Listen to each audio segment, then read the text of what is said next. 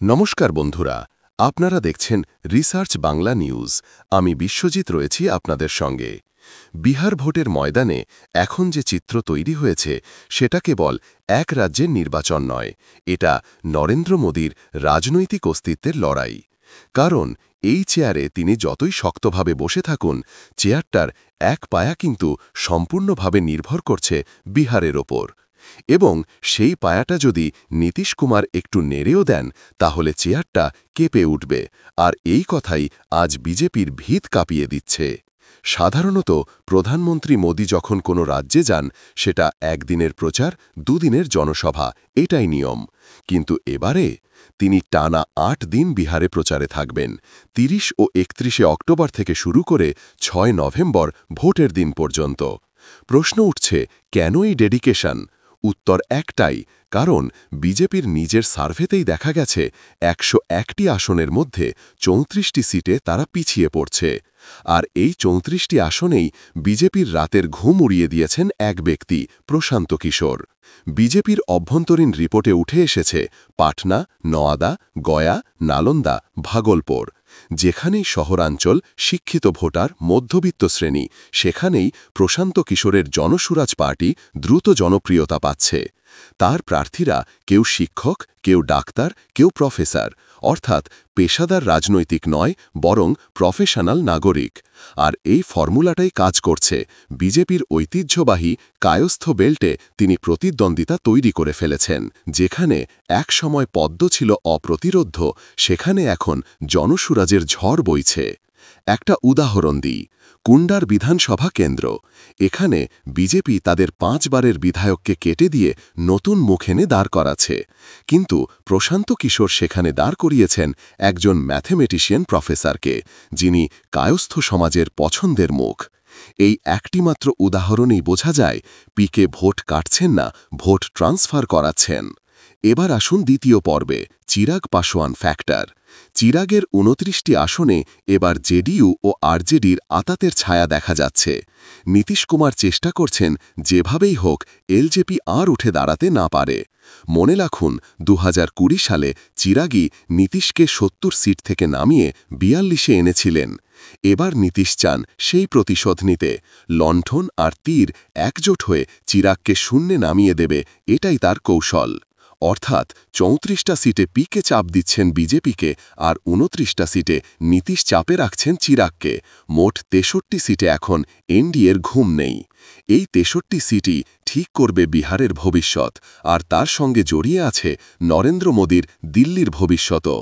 মোদীর সংসদীয় শক্তি আজ টিকে আছে ৩টে পিলারের ওপর: চন্দ্রবাবু নাইডু ১৬ জন সাংসদ, একনাথ শিন্ডে ৭ জন সাংসদ, আর নীতিশ কুমার ১২ জন সাংসদ।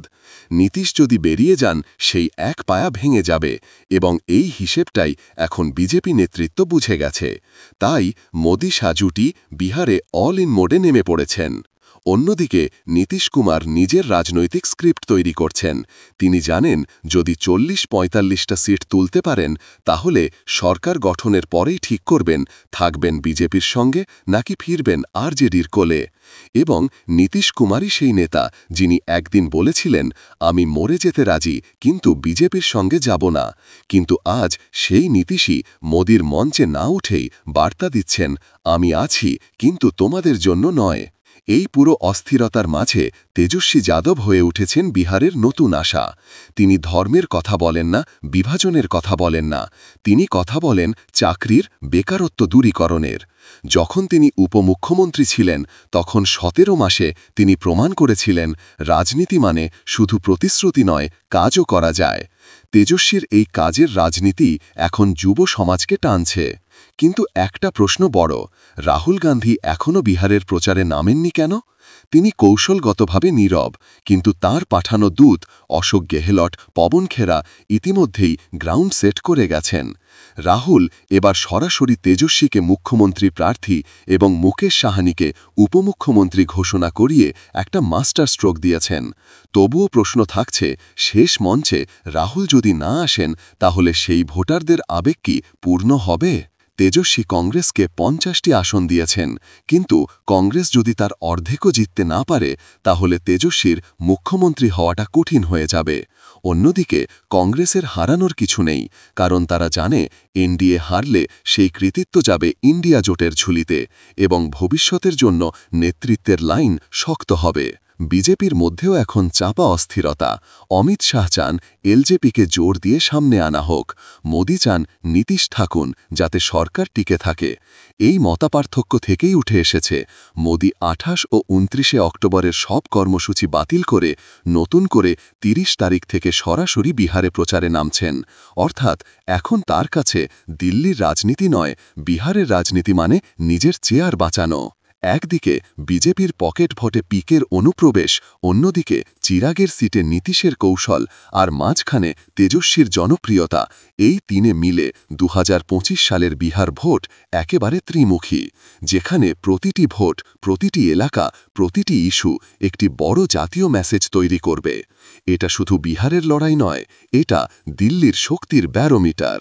প্রশান্ত কিশোর এখন কেবল স্ট্র্যাটেজিস্ট নন, তিনি রাজনৈতিক কেমিস্ট। তিনি জানেন কোথায় কায়স্থ প্রভাব বেশি, কোথায় সংখ্যালঘু ভোট ডিসাইসিভ, কোথায় মহিলা ভোট বড় ভূমিকা নেবে। সেই অনুযায়ী প্রার্থী দাঁড় করিয়েছেন। এই মাইক্রো কনস্টিটুয়েন্সি স্ট্র্যাটেজিটাই বিজেপির জন্য মারাত্মক চ্যালেঞ্জ হয়ে উঠেছে। মোদির সভা মানেই আগে ঢল নামত ভিড়ের, কিন্তু এখন একাধিক সভায় খালি চেয়ার, ফোর্সের মুখে হতাশা, আর এসব ছবি পৌঁছে গেছে দিল্লিতে।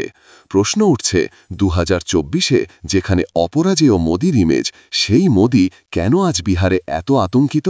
বিহারে যদি ইন্ডিয়া জোট জিতে যায় তাহলে সেটা শুধু একটা রাজ্যের জয় নয়, বরং লোকসভার জন্য বিরোধীদের রিহার্সাল ভিক্টরি হবে। তখন রাহুল বলতেই পারেন, দেখুন বিহার বুঝে গেছে, এখন দেশ বুঝবে। এই এক লাইনেই বদলে যাবে 2026-এর রাজনীতি, বদলে যাবে সংসদের সমীকরণ। কারণ লোকসভায় যদি মাত্র 12 জন সাংসদ এনডিএ থেকে বেরিয়ে আসেন তাহলে সংখ্যাগরিষ্ঠতা নড়ে যাবে। নীতিশ, চিরাগ, প্রশান্ত কিশোর, এই তিনজনের রাজনীতিই ঠিক করবে মোদির ভবিষ্যৎ দিল্লির সিংহাসনে থাকবে কিনা।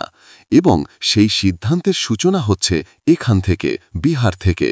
তাহলে প্রশ্নটা এখন একটাই, 34+29, 63, এই 63টা সিট কি বিহারের নয়, নরেন্দ্র মোদির ভাগ্যের অঙ্ক? তেজস্বীর উত্থান, প্রশান্ত কিশোরের ক্যালকুলেশন, নীতিশের ডবল গেম আর মোদির মরিয়া প্রচার, সব মিলিয়ে 2025 সালের বিহার নির্বাচন ভারতের রাজনীতির নতুন অধ্যায় লিখবে। কমেন্ট বক্সে জানান আপনার মতে কার হাতে যাবে বিহারের চাবি, তেজস্বী, নীতিশ না মোদি? দেখতে থাকুন রিসার্চ বাংলা নিউজ। আমি বিশ্বজিৎ, আবার দেখা হবে পরের বিশ্লেষণে। ধন্যবাদ।